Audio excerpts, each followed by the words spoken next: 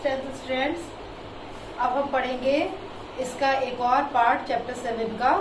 वो है आपका एंडोक्राइन सिस्टम। ठीक है, आपने कंट्रोल पढ़ लिया, जैसे ब्रेन का कंट्रोल हो गया, नर्वस सिस्टम का कंट्रोल हो गया। अब उसका कोऑर्डिनेशन, तो कोऑर्डिनेशन कैसे होगा? एंडोक्राइन सिस्टम के थ्रू। अब एंडोक्राइन सिस्टम होता क्या है? एंडोक्राइन सिस्टम मीन्स इसमें क्या होगा, एक केमिकल जो है वो रिलीज होते हैं कई टाइप के, और वो केमिकल्स क्या करते हैं, डायरेक्ट आपकी पूरी बॉडी में आएंगे पूरे ब्लड के साथ। ठीक है, लेकिन वो अपना इफेक्ट कहाँ शो करेंगे? जहाँ के लिए वो टारगेटेड हैं। ठीक है, क्योंकि हमारी पूरी बॉडी में ब्लड चल रहा है और वो सारे के सारे हार्मोन्स हमारी बॉडी में चल रहे हैं, लेकिन वो हार्मोन्स अपना इफेक्ट सिर्फ वहीं दिखाएंगे जिस पर्टिकुलर ऑर्गन के लिए वो टारगेटेड है। ठीक है, इसमें आपका एक क्वेश्चन आता है फ्लाइट एंड फाइट या फिर फ्राइट। ठीक है, तो ये टॉपिक्स आ जाते हैं कई बार, जैसे कि लॉयन को देख के रैबिट या फिर डियर क्या करता है?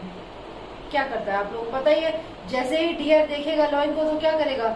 इमीडिएटली वो वहां से भाग जाएगा।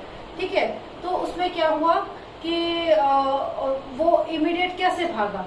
ठीक है, तो ये चीज उसके अंदर एक पर्टिकुलर हार्मोन ने ये काम किया जिसने उसकी स्पीड को बढ़ाया और वहां से उसको भगाया। ठीक है, तो ये स्पीड कौन बढ़ा रहा है? ये एक हार्मोन होता है एड्रेनलिन हार्मोन। ठीक है, तो ये जो हार्मोन होता है ये एड्रिनल ग्लैंड के थ्रू सिक्रीट होता है और इसका टारगेट ऑर्गन होता है हार्ट। ठीक है, तो जैसे कि एनिमल आया, खाना वाना खा रहा था, लेकिन जैसे ही उसने उसको देखा, लॉयन को देखा, तो एकदम से उसकी बॉडी में वो एड्रिनल हार्मोन बहुत तेजी से सिक्रीट होना शुरू हो गया। और तेजी से सिक्रीट होने की वजह से क्या हुआ, उसका हार्ट बहुत तेजी से पंप होने लगा और उसकी ऑक्सीजन सप्लाई बढ़ गई, जिससे वो आराम से दौड़ सका। ठीक है, क्योंकि ऑक्सीजन सप्लाई कम होती तो वो थक सकता था, बीच में रुक सकता था, फिर तो शेर से खा लेता। ठीक है, लेकिन ऐसा नहीं हुआ। ऐसा क्यों नहीं हुआ? क्योंकि एड्रिनल ग्लैंड ने जो हार्मोन सिक्रीट किया था उसकी वजह से वो तुरंत वहां से भाग गया। ठीक है, तो इस तरह से बहुत सारे हार्मोन होते हैं, वो बॉडी में सिक्रीट होते हैं। हमारी ह्यूमन बॉडी में भी बहुत सारे हार्मोन होते हैं। एक रफ डायग्राम देखेंगे, आपकी बुक में बना हुआ है, इस तरह से एक डायग्राम बना हुआ है। ठीक है, तो इस जो डायग्राम में आपके बहुत सारी ग्लैंड्स दे रखी है। ठीक, उसमें बहुत सारी लोकेशन दे रखी है। यहाँ पे भी दे रखा है, ब्रेन की तरफ भी दे रखा है, नेक की तरफ भी दे रखा है, डाइजेस्टिव सिस्टम में और हमारे रिप्रोडक्टिव सिस्टम में। इस सब में अलग अलग टाइप की ग्लैंड्स दे रखी हैं और उनसे सिक्रीट होने वाले अलग अलग टाइप के हार्मोन्स दे रखे हैं। ठीक है, जैसे कि अगर ब्रेन की बात करें तो ब्रेन में लोकेटेड होती है हमारी पिट्यूटरी ग्लैंड। ठीक है, ब्रेन में प्रेजेंट होती है पिट्यूटरी ग्लैंड। इस ग्लैंड का काम है हमारे बॉडी की पूरी ग्रोथ को कंट्रोल करना। ठीक है, इसको हम एक और नाम से जानते हैं जिसका नाम है मास्टर ग्लैंड। ठीक है, इसको मास्टर ग्लैंड भी बोलते हैं। पिट्यूटरी ग्लैंड के अलावा क्या बोलते हैं इसको? Master gland. फिर यहाँ पे हमारे नेक एरिया में एक बटरफ्लाई शेप की ग्लैंड प्रेजेंट होती है। ठीक है, इसे बोलते हैं थायराइड। थायराइड सिक्रीट करता है थायरोक्सिन हार्मोन, जो हमारे मेटाबॉलिज्म के लिए बहुत ज्यादा जरूरी है। मेटाबॉलिज्म क्या होता है? मेटाबॉलिज्म होता है जो भी हमारा खाना है, जैसे हमने खाने में क्या खाया, कार्बोहाइड्रेट खाया, फैट्स खाया, प्रोटीन खाया, ये सारी चीजें हम क्यों खा रहे हैं? एनर्जी गेन करने की। ठीक है, तो ये सारी चीजें किस तरह से हमारी बॉडी में डाइजेस्ट हो, उनके डाइजेशन की स्पीड क्या हो, ये सारी चीजें क्या निश्चित कराता है? हमारा थायराइड ग्लैंड। ठीक है, ये सिक्रीट करता है थायरोक्सिन हार्मोन और वो हार्मोन जो है डिसाइड कराता है कि हमारा ज्यादा सिक्रीट हो रहा है तो खाना तेजी से हजम होगा ऑब्वियसली, तो हमारी बॉडी में उसकी वजह से भी कोई दिक्कत आ सकती है। और अगर कम सिक्रीट होगा तो खाना जल्दी जल्दी नहीं हजम हो रहा है तो उसकी वजह से भी हमको प्रॉब्लम आ सकती है। ठीक है, एक और चीज होती है थायरोक्सिन हार्मोन में, उसमें एक चीज रिलीज होती है थायरोक्सिन हार्मोन में, आयोडीन। ठीक है, आयोडीन का इसका भी एक क्वेश्चन आता है कि जो नेक में स्वेलिंग आ जाती है, जिसको हम गोइटर या घेंगा बोलते हैं, तो वो क्यों होता है? ठीक है, वो तब होता है जब हमारी डाइट में किसकी कमी हो जाती है, आयोडीन की कमी। ठीक है, तो इस आयोडीन के सिक्रीशन या आयोडीन के डाइजेशन का भी रिस्पॉन्सिबल आपका यही हार्मोन होता है। तो इसीलिए ये आयोडाइज साल्ट हम लोग यूज करते हैं, जिससे कि हमारी बॉडी में आयोडीन की जो क्वांटिटी या मात्रा है वो बराबर बनी रहे, क्योंकि कम होगी तो पिट्यूटरी ग्लैंड हमारी नेक में है, तो ऑब्वियसली वो एरिया हमारा स्वेल कर जाएगा, हमारी वोकल कॉर्ड दबा देगा, जिसकी वजह से वोकल कॉर्ड क्या हमारे विंड पाइप भी दब सकते हैं, तो हमें सांस लेने में भी तकलीफ हो सकती है। तो वहां पे इस हार्मोन का काम है, आयोडीन हमारी डाइट में इसीलिए जरूरी होता है। ठीक है, तो आयोडीन का रोल अलग से कभी कभी आधे नंबर 1 नंबर में पूछ लेते हैं, that what is the role of iodine, या फिर आयोडीन की कमी से क्या रोग होता है, व्हाट डिजीज और what fault has been happen. ठीक है, फिर है हमारा यहाँ पे पैंक्रियास होते हैं। ठीक है, पैंक्रियास सिक्रीट करते हैं, पैंक्रियास भी डाइजेशन में पार्टिसिपेट करते हैं। पैंक्रियास 2 तरह के जो हार्मोन्स हैं या एसिड्स हैं वो रिलीज करते हैं। एक तो हमारा होता है इंसुलिन, ठीक है, और दूसरा होता है हमारा एक प्रोटीन डाइजेस्टिव। ठीक है, तो जो इंसुलिन है हमारा, उसका मेन फंक्शन क्या है, उसका फंक्शन है to digest sugar in our blood. ठीक है, हमारे ब्लड में से शुगर को प्रॉपरली डाइजेस्ट करना, और उसका क्योंकि शुगर ब्रेकडाउन से क्या होगा, हमें इंस्टेंट एनर्जी मिलेगी, तो वो प्रॉपरली डाइजेस्ट होना चाहिए, जिससे कि हम लोगों को प्रॉपरली एनर्जी जो है वो मिलती रहे। अगर वो शुगर ढंग से डाइजेस्ट नहीं होगी तो फाइनली हमारे ब्लड को फिल्टर होने जाना होता है किडनी में।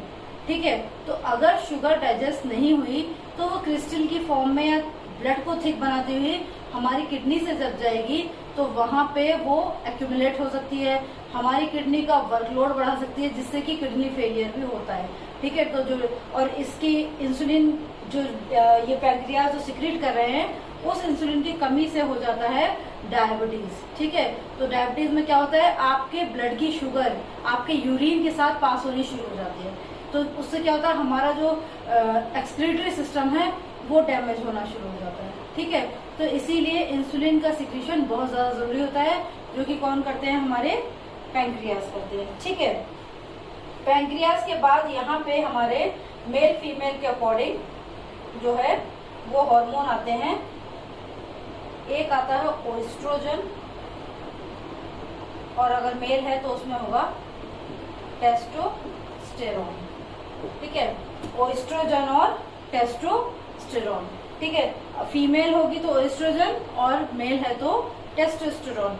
ये दोनों हार्मोन का काम होता है अलग अलग इंडिविजुअल में, मीन्स मेल एंड फीमेल में respectively, to give rise to secondary sexual characteristic, जो कि आपने क्लास 8th में पढ़े थे। ठीक है, प्यूबरिटी के लिए रिस्पॉन्सिबल होते हैं हमारे ये 2 हार्मोन। अगर ये हार्मोन देर से रिलीज होंगे तो ऑब्वियसली प्यूबरिटी देर से रीच होगी, और अगर ये हार्मोन टाइम से पहले रिलीज हो गए तो प्यूबरिटी टाइम से पहले आ जाएगी।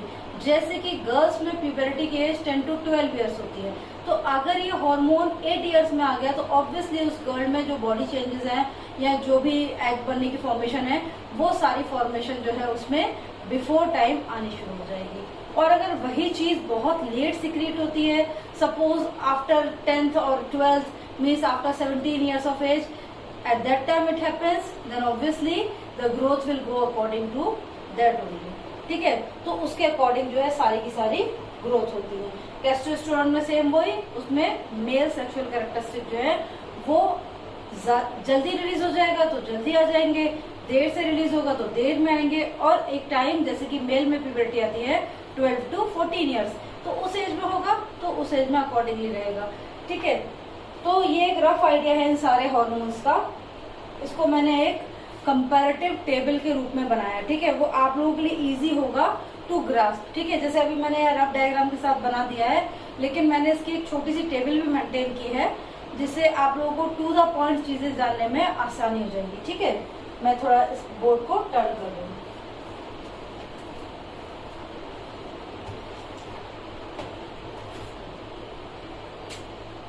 आई होप ये बोर्ड आप लोगों को क्लियर आ रहा होगा। नहीं आ रहा हो, जैसे 1-2 लोगों ने बोला था कि मैम आपके बोर्ड पे शाइन आ रही है, बोर्ड नहीं पढ़ पा रहे हैं हम लोग, तो आप थोड़ा सा जूम करेंगे तो आपको पता लग जाएगा कहाँ क्या लिखा हुआ है। ठीक है, एक वीडियो में थोड़ा सा शाइन हो गया था, लेकिन अब मैं पूरी कोशिश कर रही हूँ कि शाइन ना आए। ठीक है, तो ये है हमारा एंडोक्राइन सिस्टम, जिसमें क्या काम करता है, हमारे ब्लड में हार्मोन्स रिलीज करते हैं। हार्मोन की भी कभी कभी डेफिनेशन आ जाती है। What are hormones? These are the special kind of chemicals secreted by the endocrine glands. Endocrine glands का एक और नाम है जो कि आप लोगों ने छोटी क्लासेस में पढ़ा था, यानी क्लास 8 में पढ़ा था। अगर आप लोगों को नहीं ध्यान है तो मैं आपको बता देती हूँ। एंडोक्राइन माने होता है डक्टलेस ग्लैंड्स, मीन्स इसमें से जो भी हॉर्मोन्स या जो भी केमिकल रिलीज होंगे वो डायरेक्टली किस में चले जाएंगे, ब्लड में। इनमें कोई डक्ट्स नहीं लगे होते। जैसे हमारी सैलिवरी ग्लैंड्स क्या होती है, डक्ट वाली होती है। जो हमारी स्वेट ग्लैंड्स क्या होती है, वो डक्ट वाली होती है। लेकिन एंडोक्राइन सिस्टम में जितनी भी ग्लैंड्स हैं सारी कैसी हैं, डक्टलेस। तो ये डायरेक्टली ब्लड में मिक्स होती हैं और हमें पता है हेड टू टो हमारे ब्लड में सर्कुलेट है, तो हमारे ब्लड में जो कुछ भी मिलेगा वो इमीडिएट हम लोगों को मिल जाएगा, ठीक है। लेकिन हार्मोन्स की ये स्पेशलिटी होती है कि वो अपने टारगेटेड ऑर्गन पे ही अपना इफेक्ट दिखाना शुरू करती है। ये नहीं कि सारी बॉडी में जा रहा है तो सारी बॉडी में सेम काम करेगा। जिसको जहां काम करना है वो वहीं करेगा जाके, भले ही वो हमारी पूरी बॉडी में सर्कुलेट है, क्योंकि लिक्विड है ऑब्वियसली वो पूरी बॉडी में घुल चुका है, ठीक है। लेकिन शो कहाँ करेगा, अपने टारगेटेड ऑर्गन पे। इसलिए मैं ये वर्ड यूज कर रही हूँ क्योंकि ये वर्ड एग्जैक्टली आता है एग्जाम में कि आप ग्लैंड बताइए, हार्मोन बताइए और उसका टारगेटेड ऑर्गन बताइए, ठीक है। तो हमारा पहला हार्मोन है, हेड टू टो चलते हैं, तो थायरॉक्सिन हार्मोन, ठीक है। वैसे पिट्यूटरी हमारा पहले आना चाहिए। तो थायरॉक्सिन हार्मोन है, कहाँ से सीक्रेट हो रहा है, थायराइड ग्लैंड से। क्या उसका काम है, मेटाबॉलिज्म रेगुलेट करना। Metabolism means digestion of carbohydrate, protein and fats. तो इसीलिए इसका इफेक्ट क्या है, रेगुलर मेटाबॉलिज्म। अगर ये कम होता है तो होता है आपको हाइपोथायरॉयडिज्म।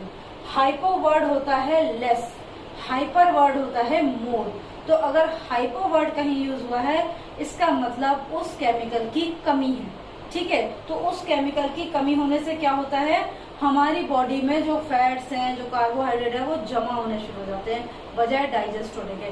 तो ज्यादातर हाइपोथायरॉयडिज्म में इंडिविजुअल का वेट बहुत ज्यादा तेजी से बढ़ना शुरू होता है और उनका नेक एरिया स्वॉलो होना शुरू हो जाता है। Same goes hyperthyroidism, hyper means बहुत ज्यादा। तो बहुत ज्यादा जब ये हार्मोन सिक्रेट होता है तो क्या होता है, हमारा डाइजेशन बहुत जल्दी जल्दी होना शुरू हो जाता है। तो कितना भी खाते हैं वो लोगों को लगता नहीं है, वो लोग बहुत ज्यादा वेट लूज करते चले जाते हैं, ठीक है। तो दोनों ही कंडीशंस हमारे लिए बहुत ज्यादा हार्मफुल है, बहुत हानिकारक है, ठीक है। चाहे वो हाइपोथायरॉयडिज्म हो या हाइपरथायरॉयडिज्म हो, ठीक है। हाइपो और हाइपर का आपको मतलब पता होना चाहिए। हाइपो मीन्स कम, हाइपर मीन्स ज्यादा, ठीक है। इसीलिए, और ये मैंने यहाँ शॉर्ट में लिखा डेफिशिएंसी और एक्सेस है ना, तो शॉर्ट में मैंने सब जगह लिखा है D for deficiency, E for excessive. D for deficiency, E for excessive, ठीक है। उसी अकॉर्डिंग मैंने इसको लिखा हुआ क्योंकि बहुत ज्यादा जगह नहीं है ना बोर्ड पे, इसलिए। फिर सेकेंड हार्मोन है आपका टेस्टोस्टेरोन, जो कहाँ होता है, मेल्स में। ओएस्ट्रोजन कहाँ होता है, फीमेल्स में। टेस्टोस्टेरोन कौन सिक्रेट करेगा, testis in the male, and oestrogen कौन सिक्रेट करेगा, इन द फीमेल ओवरीज, ठीक है। और काम इसका क्या है, प्यूबरिटी चेंजेस, जो कि सारे फिजिकल जो चेंजेस होने हैं वो भी आएंगे, यानी फिजिकल अपीयरेंस, जो जैसे मुस्टैच वगैरह आना है या लड़कियों में ब्रेस्ट ग्रोथ होना है, तो ये सारी चीजें क्या है, सेकेंडरी सेक्सुअल कैरेक्टरिस्टिक है। तो ये सारे चेंज कौन लेके आएंगे, हमारे ये दोनों हॉर्मोन्स, ठीक है। और change in physical internal and, ठीक है, इंटरनल बॉडी, एक्सटर्नल इंटरनल दोनों करेगा, ठीक है। इंटरनल दोनों क्यों, कैसे करेगा कि इंटरनल में क्या करेगा ये, जैसे कि एग्स का बनना बॉयज में यानी मेल्स में, स्पर्म्स का बनना, तो वो इंटरनल चेंजेस हैं, तो वो चीजें भी वो करेगा, ठीक है। अगर डेफिशिएंसी होगी तो लेट प्यूबरिटी आएगी, एक्सेसिव होगा तो अर्ली प्यूबरिटी आएगी, ठीक है। फिर है हमारा नेक्स्ट हार्मोन इंसुलिन। इंसुलिन कहाँ सिक्रेट होता है, पैंक्रियास से। कहाँ इसका रोल है, डाइजेस्टिव सिस्टम में। क्या करेगा ये, डाइजेशन ऑफ ग्लूकोज करेगा। कम होगा अगर इंसुलिन, डेफिशिएंसी होगी तो डायबिटीज होगी, और ज्यादा होगा तो हाइपोगैलिसीमिया हो जाएगा, ठीक है। तो हाइपोगैलिसीमिया क्या होता है, डायबिटीज का जस्ट अपोजिट, हमारे ब्लड में शुगर बढ़ने के बजाय तेजी से शुगर कम हो जाती है। और तेजी से शुगर कम होना बढ़ने से ज्यादा खतरनाक होता है, क्योंकि उसमें पर्सन जो है वो कोमा में चला जाता है, क्योंकि हमारे ब्रेन को एनर्जी या सर्वाइवल के लिए सबसे ज्यादा जरूरत है सिर्फ और सिर्फ ग्लूकोज की। तो अगर ग्लूकोज ही हमारी बॉडी में नहीं रहेगा तो ऑब्वियसली वो पर्सन के लिए हानिकारक होगा। फिर है हमारा एड्रेनालिन, सिक्रीट कौन करेगा? Adrenal gland. काम क्या है उसका? हार्ट पे, ठीक है। Control for fight, flight and emotions, ठीक है, ये सारे काम करता है। तो इसमें क्या होता है, अगर ये सिक्रीट नहीं हो रहा है या ज्यादा सिक्रीट हो रहा है तो उसके अकॉर्डिंग हमारे इमोशंस चेंज होते हैं। तो इसमें क्या होता है, हमारी हार्ट बीट या तो बहुत तेज हो जाएगी या बहुत स्लो हो जाएगी। जैसे कि जब हम लोग भागते हैं, डरते हैं, तो भागने में क्या होता है, स्पीड बहुत तेज हो जाती है, क्योंकि हार्ट बीट बहुत तेज हो जाती है, ठीक है। लेकिन जब हम बहुत दुखी हैं, सैड हैं, रो रहे हैं, तो क्या होगा, हमारी हार्ट बीट बहुत स्लो हो जाएगी, ऐसा लगेगा हमारा हार्ट सिंक होना शुरू हो गया, ठीक है। इसीलिए अक्सर आपने देखो जब कोई रोते हैं तो उनको बीच में थोड़ा सा पानी ऑफर कर दिया जाता है। इसलिए नहीं कि आंसू बह बह के उनमें पानी की कमी आ गई है, इसलिए करते हैं ऐसा क्योंकि उससे उनकी जो वो एक इमोशन उसमें चल रहे थे ट्रॉमा में, उसमें एक ब्रेक लग जाए और वो थोड़ा सा ब्रीद इन करें, और जो उनके अंदर ऑक्सीजन की कमी जा रही है जिसकी वजह से उनका हार्ट लो बीट कर रहा है, वो थोड़ा सा ठीक से बीट करना शुरू करे। तो हमारे जितने भी इमोशंस हैं सारे कौन कंट्रोल कर रहा है? हमारा एड्रेनलिन हार्मोन, ठीक है। तो इसीलिए हार्ट से रिलेटेड इसको, और इसका टारगेट ऑर्गन क्या है? हार्ट। एड्रेनलिन ज्यादा सिक्रीट होगा तो हार्ट ऑक्सीजन बहुत ज्यादा मांगेगा, तो ऑब्वियसली हमारी स्पीड बहुत ज्यादा बढ़ेगी। एड्रेनलिन कम सिक्रीट होगा तो क्या होगा, हम लो इन इमोशंस या लो इन वर्किंग हो जाएंगे, ठीक है। फिर लास्ट में आपका है ग्रोथ हार्मोन। ग्रोथ हार्मोन कहाँ पे सिक्रीट होता है? पिट्यूटरी ग्लैंड, जो मैंने कहा बताई थी, हमारे हेड में होती है, ब्रेन के अंदर होती है, ठीक है। पिट्यूटरी ग्लैंड, इसका काम क्या है? Growth of the body, body को ग्रो करने का काम, ठीक। तो रिस्पॉन्सिबल किसके लिए? Responsible for the growth. और इसकी डेफिशिएंसी से क्या होगा? ड्वार्फिज्म, और एक्सेसिव से क्या होगा? जायंटिज्म। क्योंकि नॉर्मली हमारी एक एवरेज ग्रोथ होती है, जैसे सपोज इंडियंस के लिए एक एवरेज हाइट प्रिस्क्राइब है कि ज्यादातर बॉयज वगैरह की हाइट 5'5" to 5'7" होनी चाहिए, गर्ल्स की हाइट 5 to 5'2" या 5 और 5'1" होनी चाहिए, ठीक है। तो ये एक एवरेज हाइट है।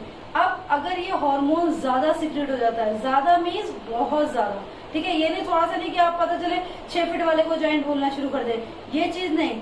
मीन्स वो हमारी जो नॉर्मल एवरेज हाइट है 5'7" लगाई है हमने जेंट्स की, तो वो सडनली हो जाए 7 फीट एंड प्लस, ठीक है। तब उसको हम जायंट में काउंट कर सकते हैं, क्योंकि हाथ पैर बहुत ज्यादा लंबे हो जाते हैं, ठीक है।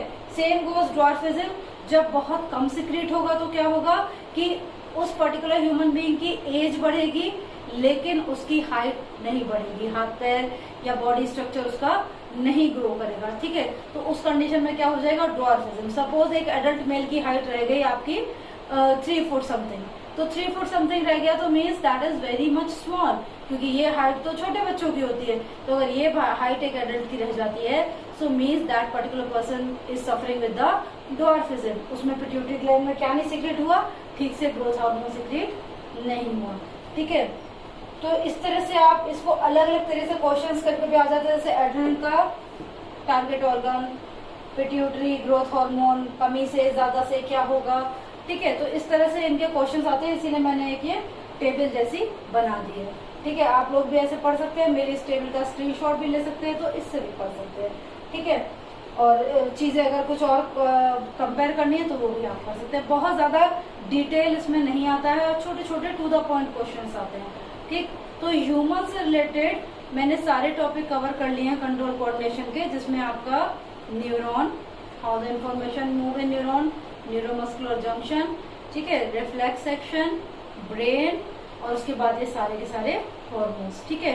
तो ये पूरा आपका ह्यूमन का कंप्लीट हो गया। इसके बाद मेरा नेक्स्ट लेक्चर होगा प्लांट हॉर्मोन्स, या फिर प्लांट का जो भी कंडीशन से ग्रोथ या मूवमेंट अफेक्ट होता है, ठीक है। क्योंकि प्लांट भी कंट्रोल कोऑर्डिनेशन करते हैं, ह्यूमन बीइंग की तरह नहीं करते, ह्यूमन बीइंग बहुत कॉम्प्लिकेटेड है, लेकिन प्लांट के अंदर भी ये सब चीजें होती हैं, ठीक है। तो अभी हम मिलते हैं अपने नेक्स्ट सेशन में।